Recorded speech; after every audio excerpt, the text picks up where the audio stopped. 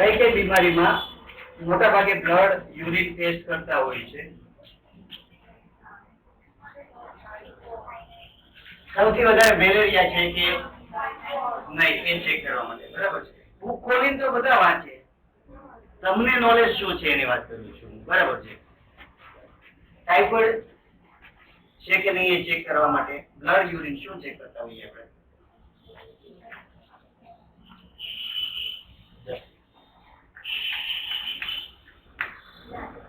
Blood કે urine? Typhoid check કરવા માટે યાદ છે કે બ્લડ, પછી બીજું શું ચેક કરે? બીજા કયા ટેસ્ટ યાદ છે? ડેન્ગ્યુ છે કે નહીં? HIV છે કે નહીં? પછી કમળો જોન્ડિસ છે કે નહીં? લીવર ની કામગીરી જોવા માટે. ડાયાબિટીસ માટે શું ચેક કરવામાં આવે? એક મિનિટ આવું ના. ડાયાબિટીસ માટે શું ચેક કરવામાં આવે? ડાયાબિટીસ માટે હા, પણ એ ડાયાબિટીસ માટે શું ચેક કરવામાં આવે? બ્લડ નો કયો ઘટક? શુગર ચેક કરીએ. પછી હા, હવે કોબેન શું શેના માટે શું ચેક કરવા માટે?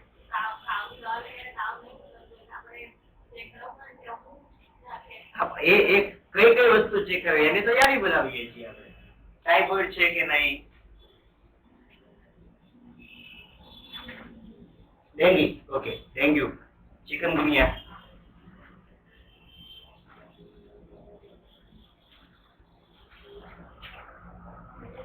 યાદ આવે છે? ટીબી માટે મોન્ટોક્સ, બરાબર.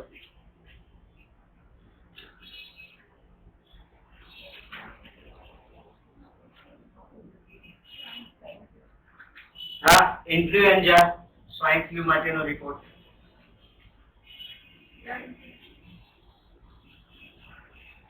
કયું ઇન્ફેક્શન છે બ્લડમાં ચેક કરવા માટે? સી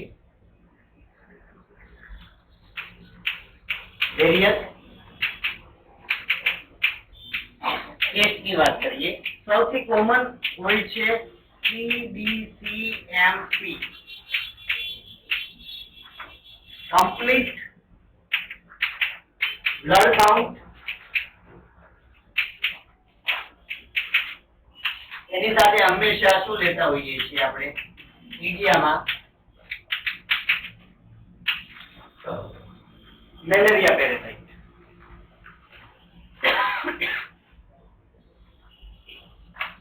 કોઈ પણ પેશન્ટ આવે એટલે પેલું ડોક્ટર શું કરે? પેલું ઇન્વેસ્ટિગેશન INV લખે અને પેલું શું કરશે? CBCMP.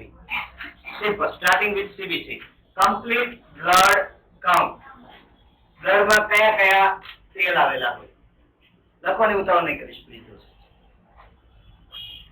WBC, RBC અને પ્લેટલેટ. CBC રિપોર્ટમાં શું જોવા મળે? HB લોહીના ટકા, RBC જેનું કાઉન્ટ મોટા ભાગે 4000 થી ઉપર હોવું જોઈએ, 4600 થી ઉપર હોવું જોઈએ. પ્લેટલેટ શું દર્શાવે છે? પ્રોપર ક્લોટિંગ માટે જરૂરી છે. ડેન્ગ્યુ ની વાત કરતા હતા. ડેન્ગ્યુ હશે, પ્લેટલેટ કેવા થશે? ડિમિનિશ થશે, પ્લેટલેટ તૂટશે.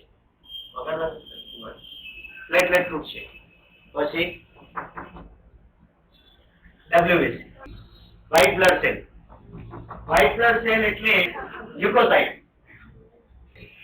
પ્લેટલેટ કાઉન્ટ જનરલી ડિમિનિશ થાય. પ્લેટલેટ ક્યારે તૂટે? ઇન્ફેક્શનમાં, ડેન્ગ્યુ જેવી કન્ડિશનમાં પ્લેટલેટ તૂટતા હોય છે. શું થાય પ્લેટલેટ તૂટે? એકચ્યુઅલી મેં હમણાં રિસન્ટલી ડેન્ગ્યુને ઓવરલુક કરવાના કારણે 2-3 કેસીસ એવા જોયા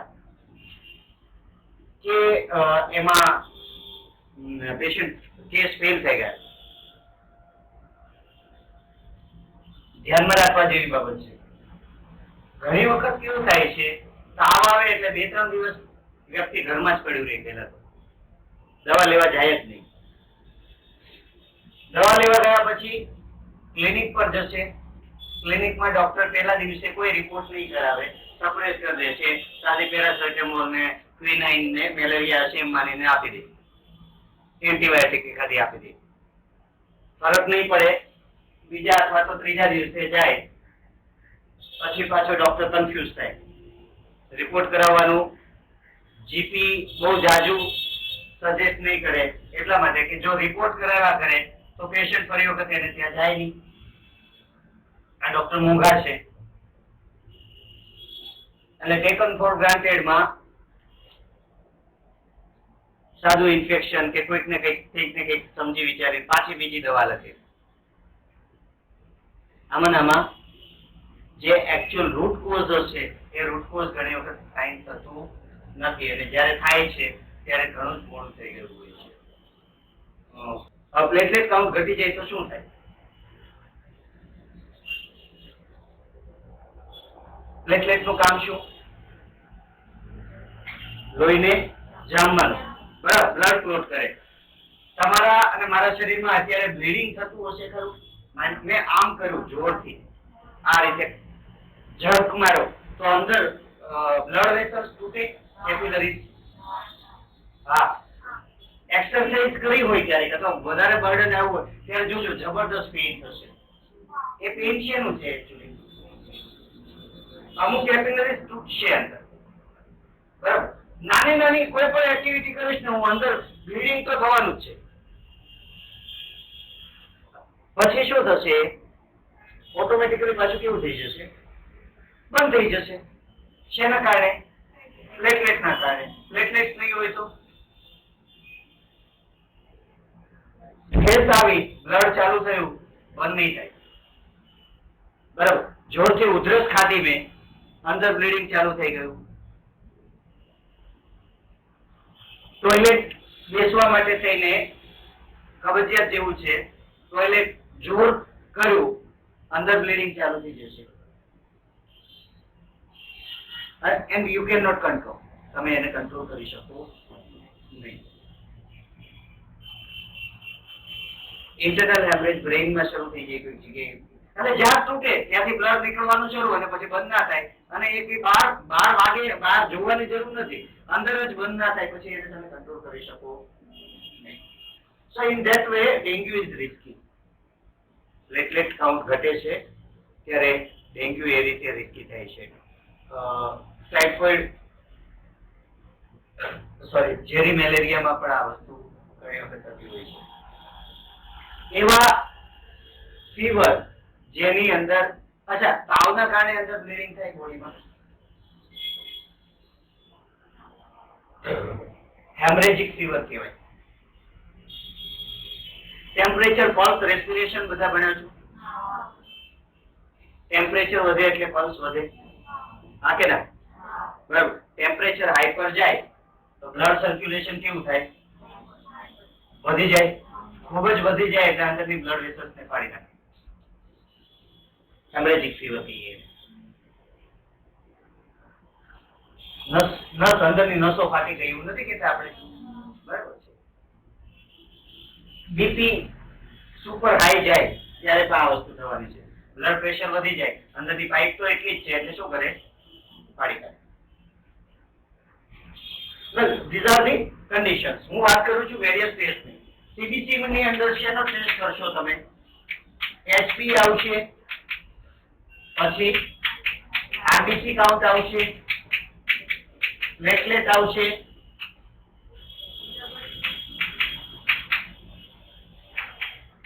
પીસી આવશે. પીસી એટલે total count. This is WBC. PC ને શું કહીએ છીએ આપણે? ડબ્લ્યુબીસી 11,000 થી નીચે હોવા જોઈએ. 11,000 થી ઉપર જાય છે, ધેટ મીન્સ વોટ? શું દર્શાવે છે?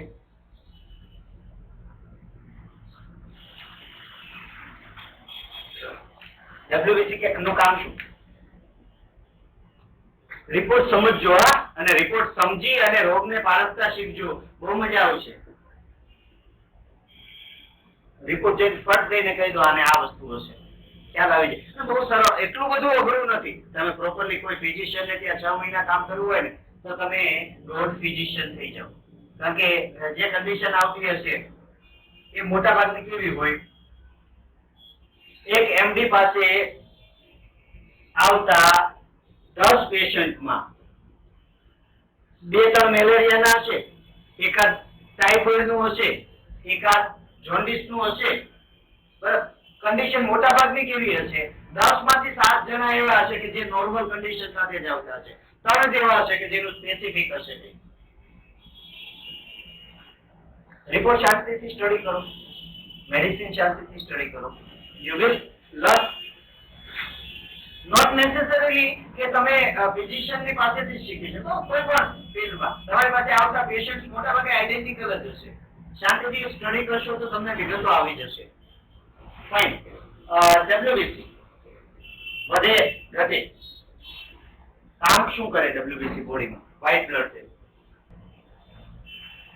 નથી ખબર? આરબીસી નું કામ શું? આરબીસી નું કામ છે ઓક્સિજન નું વહન કરવાનું. એમાં હિમોગ્લોબિન હશે જે શું કરે છે? ઓક્સિજન નું વહન કરે છે. અને ડબ્લ્યુબીસી નું કામ છે ઇમ્યુનિટી, રોગ પ્રતિકારક શક્તિ વધારવાનું. બેસિક્સ તો આવડવા જોઈએ. ડબ્લ્યુબીસી નું કામ શું છે? ઇમ્યુનિટી. એટલે ડબ્લ્યુબીસી વધે ક્યારે? આરબીસી ની લાઈફ સાયકલ કેટલી? કેટલા દિવસે આરબીસી બને? કેટલા દિવસ જીવે? 120 દિવસની લાઈફ સાયકલ છે. બરાબર, 3 મહિના થી 4 મહિના સુધી. 3 મહિનાથી લઈને 4 મહિના સુધી. ડબ્લ્યુબીસી ની લાઈફ સાયકલ કેટલી? 4 થી 5 દિવસ. 4 થી 5 દિવસ.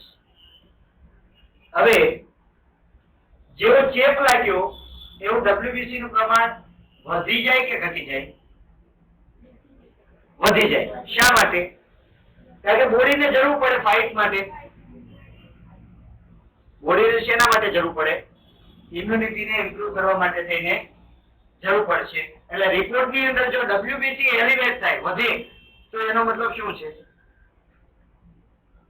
કોઈ પણ પ્રકારનું ઇન્ફેક્શન લાગેલું છે. એટલે રિપોર્ટમાં પહેલું શું જોવાનું તમારે? ડબ્લ્યુબીસી કેટલા છે? નોર્મલ કરતા વધારે. નોર્મલ કરતા વધારે છે એનો મતલબ એવો કે વ્યક્તિનું બોડી ઇન્ફેક્શનની સામે લડી રહ્યું છે એવું સાબિત થઈ રહ્યું છે. એ ઇન્ફેક્શન એલર્જી પણ હોઈ શકે છે. એ ઇન્ફેક્શન કેન્સરસ કન્ડિશન પણ હોઈ શકે છે. કારણ કે બોડી તો બધાને છે કઈ રીતે? બહારના હુમલા તરીકે જ નહીં છે. બોડીને ઇન્ફેક્શન એવી ખબર નથી. બોડીને એવી ખબર છે કે મારી અંદર જે બધું બરાબર સલામત છે, એમાં બહારથી કોઈક એટેક થયો.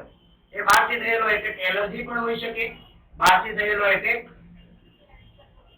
કેન્સરસ કન્ડિશન પણ હોઈ શકે. બહારથી થયેલા એટેક તરીકે કેન્સરસ કન્ડિશનને કઈ રીતે લે છે? તો કે અનકન્ટ્રોલ ગ્રોથ થવા મળ્યો, વધવા મળ્યું બધું.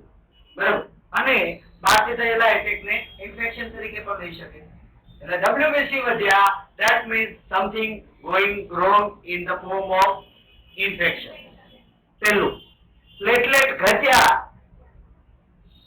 એટલે ઇટ્સ અ ઇન્ફેક્શન જે પ્લેટલેટને તોડી રહ્યું છે. પેરાસાઇટિક હોય મોટા ભાગે. પ્લેટલેટને તોડવાનું કામ પેરાસાઇટ્સ કરે. પેરાસાઇટ કોણ? પ્રજીવ. બરાબર. પેરાસાઇટ વાયરલ કન્ડિશનમાં બધે થઈ શકે છે, પણ ઇન્ફેક્શનમાં પ્લેટલેટ ઘણી વખત તૂટતા હોય છે.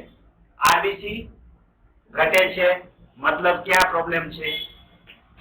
લીવરમાં કોઈ જગ્યાએ પ્રોબ્લેમ થઈ રહ્યો છે. કારણ કે આરબીસી બને ક્યાં? લીવરમાં. લોહીના ટકા ઘટી રહ્યા છે, ધેટ મીન્સ નબળાઈ આવી રહી છે, એનિમિક કન્ડિશન કોઈ છે, બોડીને પૂરતું પોષણ મળતું નથી. This is the scenario. હવે ડબ્લ્યુબીસી બે પ્રકારના હશે, ગ્રેન્યુલોસાઇટ્સ અને નોન ગ્રેન્યુલોસાઇટ્સ. લિમ્ફોસાઇટ્સ, મોનોસાઇટ્સ, ઇયોસિનોફિલ્સ, બરાબર, બેસોફિલ્સ અને શું રહી ગયું? ન્યુટ્રોફિલ્સ. ન્યુટ્રોફિલ્સ, બેસોફિલ્સ, ઇયોસિનોફિલ્સ, મોનોસાઇટ્સ, લ્યુકોસાઇટ્સ, બરાબર. આ પાંચે પાંચ કાઉન્ટ નીચે આવશે. કયું કાઉન્ટ વધારે હોય તો એનું ઇન્ટરપ્રિટેશન શું થાય એમાં અત્યારે આપણે ડિટેલમાં જતા નથી.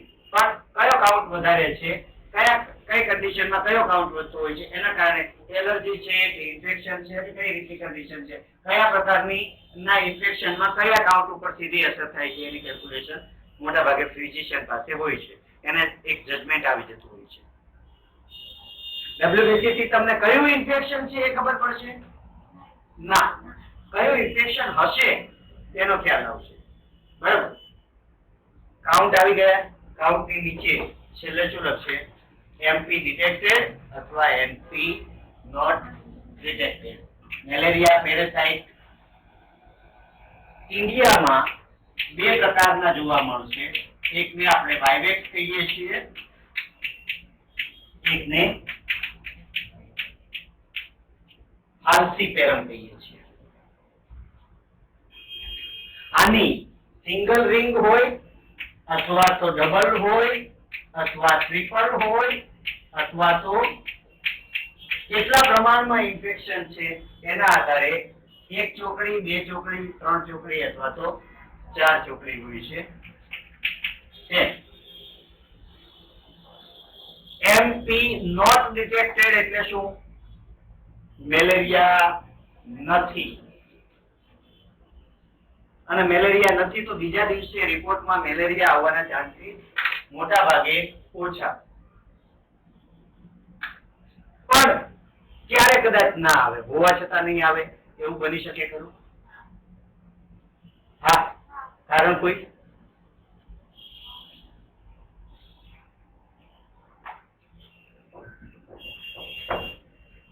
કારણ કહું. મને તાવ આવ્યો, મેલેરિયા હોવાના ચાન્સીસ ખરા. ડોક્ટર પાસે ગયો, ડોક્ટરે એન્ટી મેલેરિયલ ડ્રગ આપી દીધી, મને રિપોર્ટ કરાવ્યો નહીં. દવા લઈ લીધી, પછી બીજા દિવસે સવારે પાછો રિપોર્ટ કર્યો. મે બી કદાચ મેલેરિયા પેરાસાઇટ સપ્રેસ થયેલા હોય, દેખાય નહીં રિપોર્ટમાં, એવું બની શકે. મોટા ભાગે બની શકે છે. સમજ પડે છે? જરૂરી નથી કે ઇન્વેસ્ટિગેશન કરો અને એક રિપોર્ટ આવ્યો એટલે એ સાચો છે. જ્યાં પણ ડાઉટ પડે ત્યાં બીજો કરાવવો જોઈએ. જરૂરી નથી, અહીંયાના સિચ્યુએશનમાં વાત કરું છું, જરૂરી નથી કે એક જગ્યાએ એક રિપોર્ટ થયો એ રિપોર્ટ સાચો જ હોય. મશીનની એરર ના હોઈ શકે? હોઈ શકે ને. હ્યુમન એરર ના હોઈ શકે? કારણ કે આપણે ત્યાં લેબોરેટરીમાં ઘણી વખત કઈ રીતે ચાલતું હોય છે, અમે વીકનેસ છીએ. થાય તો થાય છે, નહીં તો લખી દો, જવા દો, આવું કરે છે.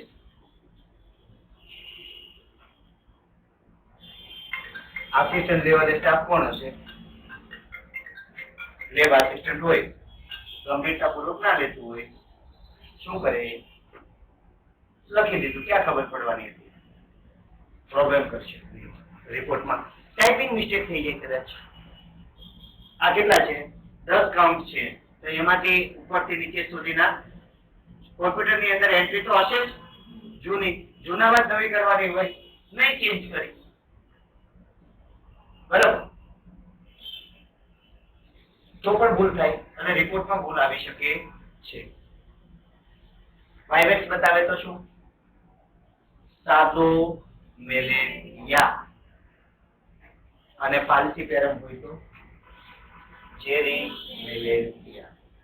બે મેલેરિયા છે. તમને CBC MP થી મેલેરિયા છે કે નહીં એનો ખ્યાલ આવશે.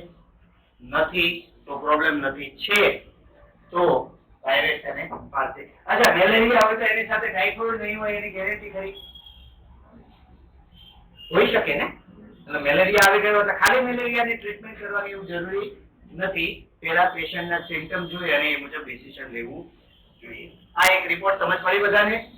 CBC MP વગર કશે આગળ વધવાનું થતું નથી. આની સાથે હંમેશા ડોક્ટર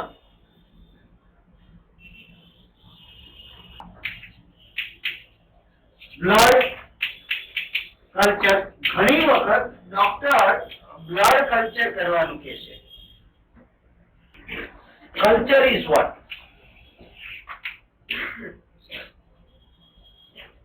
કલ્ચર એટલે ગ્રોથ, સંસ્કૃતિ. ક્લિયર કલ્ચર માટે. સીબીસીએમપી ફલાણું ઢીકણું બધું કરી ચૂક્યા. ઇન્ફેક્શન આવે છે, કયું ઇન્ફેક્શન છે ખબર પડતી નથી.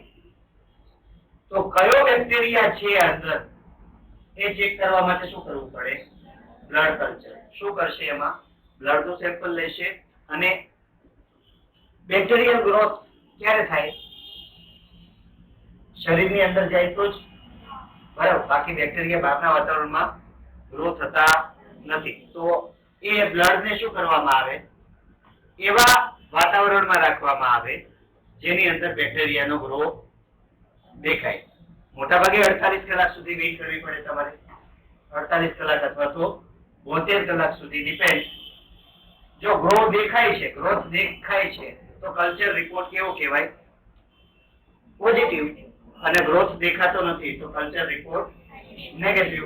એટલે બ્લડ કલ્ચર કર્યા પછી બેક્ટેરિયા છે તો આને શું કહેશું? પોઝિટિવ. અને બેક્ટેરિયા નથી તો શું કહેશું? હવે આ બેક્ટેરિયા તમને ક્યાં દેખાશે? પહેલા તો આ રિપોર્ટ કઈ ડાયરેક્ટ બધાનો કલ્ચર કરવા બેસાય નહીં. પહેલા બેક્ટેરિયા તમને ક્યાં દેખાશે? એક તો અહીંયા ડબ્લ્યુબીસી કાઉન્ટ વધારે હશે. બીજું, યુરિન કરશો તમે, યુરિનમાં બે રિપોર્ટ થાય, એક રૂટીન અને માઇક્રો, એક સાથે જ થાય. રૂટીન એટલે કલર કેવો, ગંધ કેવી, ક્વોન્ટિટી કેવી, આ રૂટીન. અને માઇક્રો એટલે માઇક્રોસ્કોપમાં મૂકીને ચેક કરશે. ફર્સ્ટ સેલ છે પરું, એપિથેલિયલ સેલ છે, બ્લડ સેલ છે, બેક્ટેરિયા છે. યુરિનની અંદર શુગર કેટલું જાય છે આ બધું છે ને માચેક કરશો તમે. રૂટીન અને માઇક્રો થી ચેક કરશો. Hope you understand. સમજ પડે છે? કન્ફ્યુઝ નથી થતા ને? એટલે મને એક તો બ્લડ રિપોર્ટ ની અંદર ડબ્લ્યુબીસી દેખાયા, elevated. At the same time મને ફર્સ્ટ સેલ દેખાયા થોડા 2 3 4. તો યુરિનમાં પરું જાય છે. ફર્સ્ટ સેલ યુરિનમાં પરું જાય છે મતલબ શું? અહીંયા કોઈ જગ્યાએ ઇન્ફેક્શન હોઈ શકે પેશાબમાં, બરાબર. ફર્સ્ટ સેલ ઓકેશનલ દેખાય છે, મને બેક્ટેરિયા દેખાયા બ્લડમાં, યુરિનમાં 2 4. બોડી પર એટેક થયેલો છે બેક્ટેરિયા, અને સ્વાભાવિક છે એ બ્લડમાં આવવાના છે. બ્લડમાં આવશે એટલે યુરિન દ્વારા બહાર પણ નીકળવાના છે. અને મને માઇનોર બેક્ટેરિયા દેખાયા થોડા, અને મારા ધ્યાનમાં આવશે કે યસ બેક્ટેરિયલ ઇન્ફેક્શન છે. સમજ પડે છે બધાને?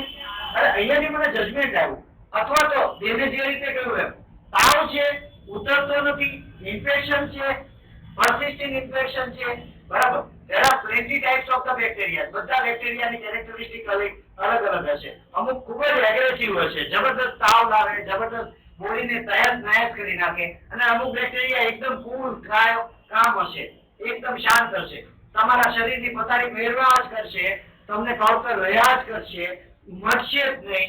તમે બધે દોડી આવશો, ખબર પડશે નહીં. ઇકોલાઈ છે, મોટા ભાગે ઇકોલાઈ છે જે પેટમાં ડાયરિયા, ડિસેન્ટ્રી કર્યા કરે. there are plenty of the bacteria. અલગ પ્રકારના બેક્ટેરિયા હોય. કયા પ્રકારનું ઇન્ફેક્શન છે જરૂરી નથી. જ્યારે તમને બેક્ટેરિયા ને પકડવાના હોય ત્યારે શું કરવું પડશે? Blood culture. બ્લડ કલ્ચર કરશો ત્યારે બેક્ટેરિયા હશે તો બ્લડ કલ્ચર રિપોર્ટ પોઝિટિવ કહેવાય, અને બેક્ટેરિયા નહીં હોય તો શું કહેવાય? નેગેટિવ. નેગેટિવ હોય તો પ્રોબ્લેમ નથી. પોઝિટિવ હોય તો એ જે બેક્ટેરિયમ છે એના માટે કઈ દવા કામ લાગશે એને સેન્સિટિવિટી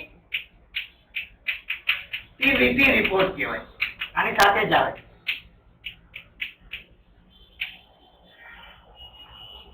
સેન્સિટિવિટી રિપોર્ટ એટલે શું? આ સમજજો, આ કામનું છે. તમે સમજશો, પેલા જીપી છે એ સમજતા નથી, જનરલ પ્રેક્ટિશનર બધા. મારી પાસે એક સામાન્ય કન્ડિશનમાં સામાન્ય ફીવર સાથે પેશન્ટ આવ્યું અને મેં શું કર્યું, એને હેવી કહી શકાય એવી, દાખલા તરીકે શરદી લઈને આવ્યા છો, શરદી ખાંસી લઈને આવ્યા છો તમે, મારા તમને છેલ્લા 4 દિવસથી શરદી ખાંસી છે, તમને શું લાગે છે શું દવા આપીશ છે મેં એને? કઈ નહીં, અજમો બજમો કઈ નહીં, ખાતું ખાંસી ખાય છે ને ખાવાની એને મજા આવે, ખાંસી ખા, બરાબર, શરદી મટી જશે, ફીવર આવશે, શરદી ખાંસી હશે આવી જાય છે, ડોક્ટર ભરાઈ જાય છે, વાંધો નહીં, એન્જોય, ઈટિંગ થોડુંક સારું બોડીમાંથી નથી આપી, મટી જાય 1-2 દિવસમાં, હોપફુલી વાંધો નહીં આવે. શરદી હશે તો ખબર છે શરદીનો મેં નિયમ કયો છે તમને? શું? શરદીની દવા લો તો 3 દિવસમાં મટે અને નહીં લો તો 3 દિવસમાં મટે, બરાબર છે? એટલે એની દવા લેવાય. હા, તમે એમ કહો કે ના હેરાન થાવ છું હું લઉં, હવે એને માઇનોર એન્ટીકોલ લો તો મને વાંધો નથી, લેવાય. પણ મારી પાસે બેન કોઈ માઇનોર ફીવર, માઇલ્ડ ફીવર હશે અને થોડુંક હેરેક હશે અને શરદી ખાંસી જેવું હશે, એન્ટીકોલ ની સાથે હું ડાયો થઈ અને એને હું એન્ટીબાયોટિક આપીશ. અને for example I will start with amoxicillin, penicillin છે, એમોક્સિલ, મોક્સ 500 કશે વાંચ્યું હોય તો. ક્યારે અપાતી મોક્સ 500 ખબર છે? જૂના જમાનામાં ટીબી માં અપાતી, વર્ષો પહેલાની વાત કરું. ટીબી ની દવા કઈ હતી? મોક્સ 500, એમોક્સિલ. ત્યારે 500 હતી કે નહીં ખબર નહીં, એમોક્સિલિન. અત્યારે સાદી શરદીમાં આપીએ. બેક્ટેરિયા તો પચાવી જાય આવી એમોક્સિલિન ને. એક વખત આપી, રેઝિસ્ટન્સ આવી ગયું. બીજી વખત 250 આપી હતી, હવે બીજી વખત કેટલી આપવી પડે? પાછી 500 આપી. પછી 500 થી મેળ નહીં આવે એટલે એઝિથ્રોમાઇસિન આપીશું. એને પછીની રેન્જમાં કદાચ હું આ સોર થ્રોટ ને બધું હોય.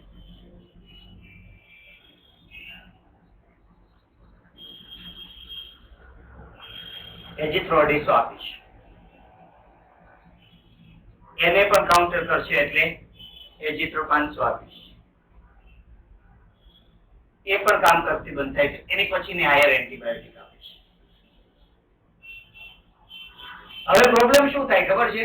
મારી પાસે તમે જયારે દવા લેવા માટે આવ્યા ત્યારે મને ખબર નથી કે આગળ કઈ કઈ એન્ટીબાયોટિક વપરાયેલી છે અને એનાથી તમને ફાયદો થાય છે કે નહીં, ડોઝ વધારવો એવું કહીએ ને આપણે, અથવા તો ભારેમાંથી દવા આપવી. અને હું પહેલા જ તમે આવો એટલે પહેલા સારામાં સારી ઉપરની હાયર એન્ટીબાયોટિક હોય ને એ તમને આપી દઉં અને તમને 1 દિવસમાં ઝબકા સારું, તમને એમ થાય આ સાઈડ તો બહુ સારા. પણ મેં એકચ્યુઅલી શું કર્યું, નીચેની રેન્જની બધી એન્ટીબાયોટિક ને બાયપાસ કરી હાયર એન્ટીબાયોટિક આપીને તમારા બોડીને ના બેક્ટેરિયાને શીખવાડ્યું કે કઈ રીતે ફાઇટ કરવી હાયર એન્ટીબાયોટિક સાથે.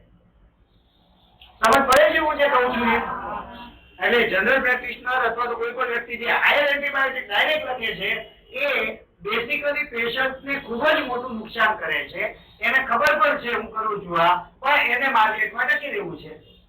કારણ કે તમે અને હું એવા પેશન્ટ છીએ કે જે સાહેબની પાસે જઈને પેલી ડિમાન્ડ એ કરી લે છીએ કે સર ઇન્જેક્શન આપવાનું હોય તો આપી દો, દવા જે આપવાની હોય આપી દો, પૈસા થતા હોય ભલે થતા, તો મને કાલ સવાર સુધીમાં સારું થઈ જવું જોઈએ.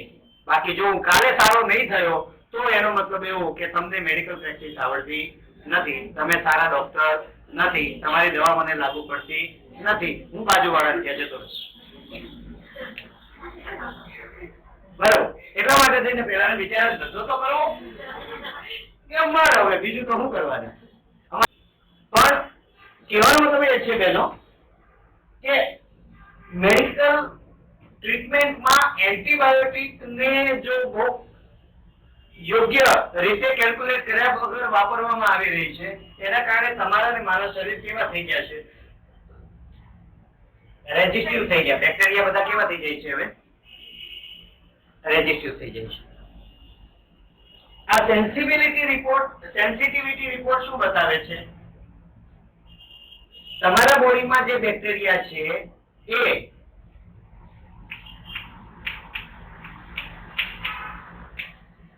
રેઝિસ્ટિવ છે એ સેન્સિટિવ છે. જેટલી એન્ટીબાયોટિક દવાઓ હોય બધાનું નામ આવે, એ બધાના નામની સામે આર લખેલું હોય અથવા તો એસ લખેલું હોય. આર બતાવે છે કે એ દવા કામ લાગવાની નથી અને એસ બતાવે છે એ દવાથી ઇન્ફેક્શન કંટ્રોલમાં આવી જશે. હવે બ્રહ્મ વાક્ય અથવા તો વારંવાર વપરાતો શબ્દ દવા લાગુ પડતી નથી. આ રિપોર્ટ નહીં કરાવો ત્યાં સુધી તમને ખબર જ નહીં પડે દવા લાગુ નથી પડતી. અને બોસ ડોક્ટર્સ આવે એટલે એન્ટીબાયોટિક ધડ ધડ ધડ લખવા મળે. એને ખબર જ નથી કે આ એન્ટીબાયોટિક સેન્સિટિવ છે કે રેઝિસ્ટિવ છે. એ ચેક કરવા માટે તમારે શું કરવું પડે? સેન્સિટિવિટી રિપોર્ટ ચેક કરવો. જનરલ પ્રેક્ટિશનર જનરલ કોમ્યુનિટીને એમ કહે છે કે હું તારો આ રિપોર્ટ કરું ને આ રિપોર્ટ કરું ને આ રિપોર્ટ કરું, તો પેલો બીજી વખત આવશે નહીં એની પાસે. અને એને બીજી વખત કદાચ નહીં આવે એની પાછળનું કારણ છે કે 10 માંથી 8 કન્ડિશન એવી છે કે તમે સિમ્પટમ જોઈને અને પેશન્ટ પેલું રેગ્યુલર તમારે ત્યાં આવતું જ હોય, ફેમિલી મેમ્બર હોય એટલે ફરતે મારા મધરના જે ફિઝિશિયન છે, મધરને she is diabetic, medical issues રે કાયમી ધોરણે રે, તો જનરલ પ્રેક્ટિશનર માં જે એમના જે એમડી ફિઝિશિયન છે he knows અગાઉ 2 વર્ષ પહેલા કઈ એન્ટીબાયોટિક વાપરી હતી, કઈ વખતે ઇન્ફેક્શન થયું ત્યારે કઈ વાપરી હતી, તો એ શું કરશે ઓટોમેટિકલી નેક્સ્ટ ટાઈમ ફરી વખત આવશે ત્યારે કહે છે કે સાહેબ આપણે યુઝ કરી નાખીએ અને સિવિક જીમને કાઢી નાખું છું, આ નહીં ચાલે, ચાલો હું આ ચેન્જ કરી દઉં. he is doing. સમજ પડે છે? હું ફરી વખત પૂછું છું બધાને, શું કયું ઇન્ફેક્શન છે, કઈ રીતે ટ્રીટ કરવું, એ બિલકુલ સરળ વસ્તુ છે, પણ જો એને સિસ્ટમથી ફોલો કરવામાં આવે તો. હવે ક્લિયર થયું બધાને? એટલે ટાઇફોઇડ આવ્યો છે, ટાઇફોઇડ આવ્યો એટલે સેપ્ટિએક્ઝોન શરૂ કરી દીધું. જોન સેપ કે ઘણા બધા ઇન્જેક્શન આવતા હોય છે, સેપ્ટિએક્ઝોન શરૂ કરી દીધું. ટાઇફોઇડ આવ્યો, સેપ્ટિએક્ઝોન શરૂ કરી દીધું. ટાઇફોઇડ મટી જશે? જરૂરી નથી. સેન્સિટિવિટી જોવી પડે તમારે, બરાબર? પણ મોટા ભાગે કેવું થશે તો ભાઈ ટાઇફોઇડ આવ્યો, સેપ્ટિએક્ઝોન શરૂ કરી દીધું, ટાઇફોઇડ મટી ગયો, પછી ફરી વખત આવશે નહીં. મોટા ભાગે આવશે તો જે તે વખતે જોઈ લઈશું. આ એક બાબત. બીજી એક બાબત એન્ટીબાયોટિકના કોર્સમાં ધ્યાનમાં રાખવા જેવી. તમે બીજાને સલાહ આપજો અને તમે પણ ખાસ જોજો. આપણી એક આદત એ હોય છે કે આપણે કોર્સને કમ્પ્લીટ નથી કરતા. દાખલા તરીકે પર્ટિક્યુલર એન્ટીબાયોટિક તમારે 10 દિવસ સુધી લેવાની થાય છે અને ત્રીજા દિવસે તમને સાવ સારું થઈ ગયું, તો શું કરશો? ચોથા દિવસે નહીં લઈએ અને પછી ચોથા મહિને શું થશે? ઉથલો મારશે પાછો, બરાબર? રિકરન્સી કહીએ આપણે. રિકરન્ટ ફેઝ ક્યારે આવે?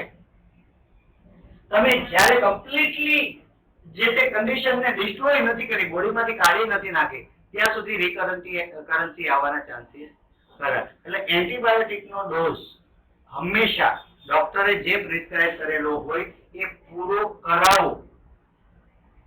આપણે ત્યાં એક મેથડ છે અડધી દવા લેવાની. ઇડિયટ કલ્ચર છે, બરાબર છે. કારણ 80% કેસમાં કારણ એ કે પૈસા સાથે હોતા નથી. 80% નહીં, હું રેશિયો બદલું. 60% કેસમાં કારણ એ કે પૈસા હોતા નથી, પણ 40% કેસમાં કારણ એ છે કે અડધી દવાથી સારું થઈ જતું હોય તો બાકીની બધી પડી મૂકવી અને પાછી આપવા આવવું એના કરતા બેટર કે અડધી જ લઈએ. અડધીથી સારું થઈ જતું હોય તો પૂરી કરવી નથી. સાચું? આનો ફાયદો ખરો? નહીં, આનો બહુ મોટો ગેરફાયદો છે. શું? ફરી વખત થવાના ચાન્સીસ છે. પેશન્ટને આ બધી વસ્તુ સમજાવું છું તમને. CBCMP clear? Blood clear? Urine routine micro clear? UTI હશે કદાચ, પેશાબનું ઇન્ફેક્શન હશે તો બ્લડ કલ્ચરની સાથે શું કરતા હોઈએ છીએ આપણે? યુરિન કલ્ચર પણ સાથે કરાવી લેતા હોઈએ છીએ. બરાબર છે, લખી લો. એક દિવસ આવી જશે, વાંધો નહીં. પાંચમો test S Widal. S stands for serum. મેં ગઈકાલે વાત કરી તમને સીરમ અને સિમેન. બરાબર, સીરમ એટલે શું? Blood serum. બ્લડ નો જે પ્રવાહી ભાગ હોય એની અંદર બેક્ટેરિયા છે કે નહીં ચેક કરવા માટે વિડાલ ચેક કરવામાં આવે. વિડાલ પોઝિટિવ એટલે શું? એન્ટેરિક ફીવર. આને શું કહીએ છીએ આપણે? ટાઇફોઇડ.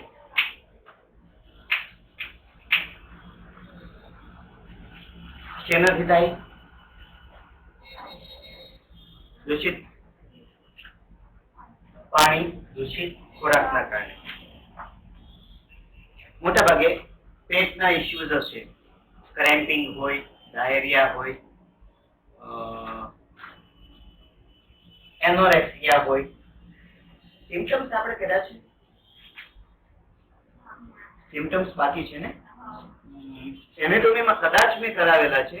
જો બાકી રહેતા હશે તો મને યાદ કરાવજો. એક સેશનમાં આપણે ફક્ત સિમ્પટમની વાત કરીશું. લક્ષણ, રોગના લક્ષણ. તમે લખતા આવશો હોમવર્કમાં લખી, જેટલું યાદ આવે એટલું. ગુજરાતી સામે ઇંગ્લિશ આવડે તો ઠીક છે, ના આવડે તો થઈ. રોગના લક્ષણો કેટલા હોવા જોઈએ અંદાજે લિસ્ટમાં? 50 કરો તો ઘણા. હા, 50 કન્ડિશન તો હોય છે. રીતે તો એટલી બધી 50 તો બ્રાન્ચીસ હશે મેડિકલ ફિલ્ડની, તો 50 લક્ષણો તો હોય જ ને રોગના. એસ વિડાલ શેના માટે? ટાઇફોઇડ માટે. એ સિવાય એસ ક્રિએટિનિન લેતા હોઈએ છીએ. ક્રિએટિન, એસ ક્રિએટિન ક્યારે રિલીઝ થશે? યુરિન ની અંદર. કિડની ફંક્શન જોવાનું હશે તો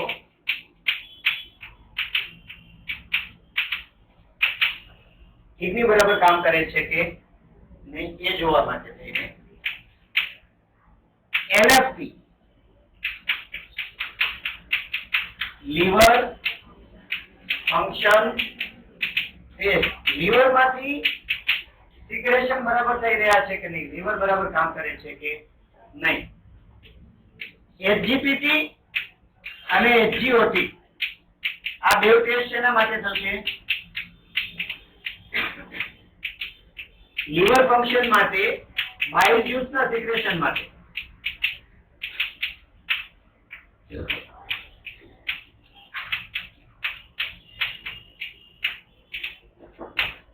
જોન્ડિસ છે કે નહીં, કમળો છે કે નહીં ચેક કરવા માટે શું જોઈએ? એચજીપીટી અને એચજી. એટલે તમને કશે કંઈક પીળું દેખાય આંખો, યુરિન, એચજીપીટી જોઈ લેજો. તાવ મોટા ભાગે કેવો હશે? માઇલ્ડ ફીવર હશે. ઝીણું કળતર આવ્યા કરતું હોય, તાવ આવ્યા કરતો હશે. આંખો તમને પીળાશ પડતી દેખાય, નેલ થોડા પીળાશ પડતા આવી ગયા હોય. બરાબર. યુરિન કેવું આવે છે પૂછી લેવાનું. એચજીપીટી એચજીઓટી ચેક કરી લેવાનું. જોન્ડિસ વર્કઆઉટ થઈ ગયું? બરાબર. પેટમાં દુખે છે તો ટાઇફોઇડ ચેક કરી લો. LFT, SGPT, SGOT, Widal, creatinine. Fine. બીજું ફર્ધર જે ટેસ્ટ હશે એની ચર્ચા આપણે આવતીકાલે કરીએ. શુગર કઈ રીતે મપાય એ સિવાયના ફેટ, કાર્ડિયાક ઇશ્યુઝ હશે, હાર્ટ રિલેટેડ, તો એના માટે શું કરવું જોઈએ, આ દરેક ચર્ચા કાલે કરી અને હોપફુલી કાલે આ યુનિટ આપણે કમ્પ્લીટ